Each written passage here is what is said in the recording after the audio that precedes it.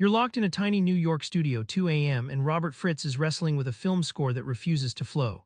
The notes hover just beyond reach, not because he lacks talent, but because the creative process itself is tangled. What if the key isn't pushing harder, but moving where energy naturally flows? That's the secret Fritz discovered over decades, an approach that flips how artists think and create. Let's unravel how the path of least resistance can break your creative blocks today. Fritz noticed something disturbing: talented artists trapped in cycles of frustration. What keeps so many from finishing or even starting? It's not lack of skill, it's invisible forces in play beneath the surface. Fritz recalls a struggling painter in Paris who spent years agonizing over a single piece.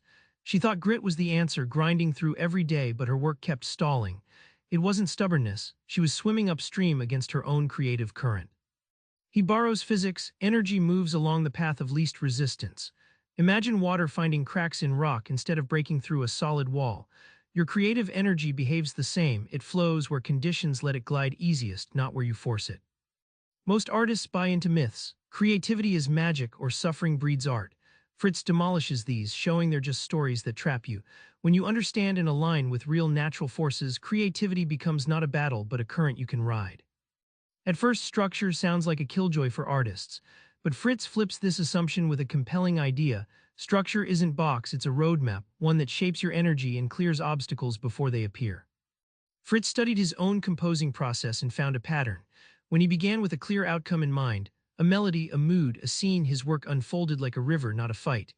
In one film score, defining the emotional arc up front cut his composing time in half.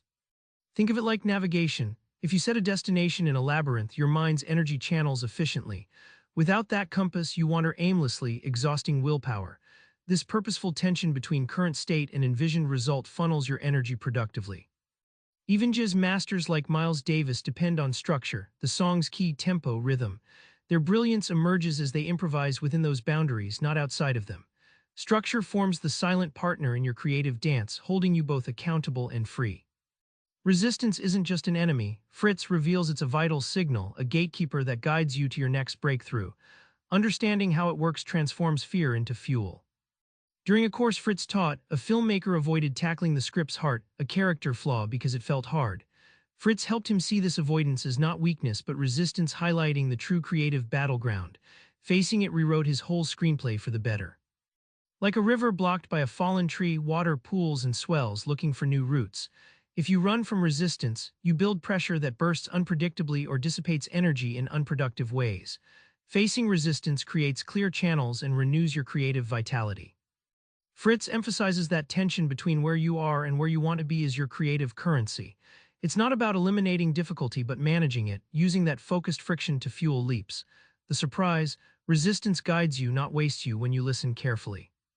Back in that New York studio at dawn, Fritz's notes finally flow with ease, not because he pushed harder, but because he followed the path of least resistance. Your creativity isn't a battlefield, it's a current. Try this: identify one point of resistance in your project and lean into it instead of fighting it. Watch your art begin to breathe. That's the real path of least resistance. Subscribe for more book summaries like this one.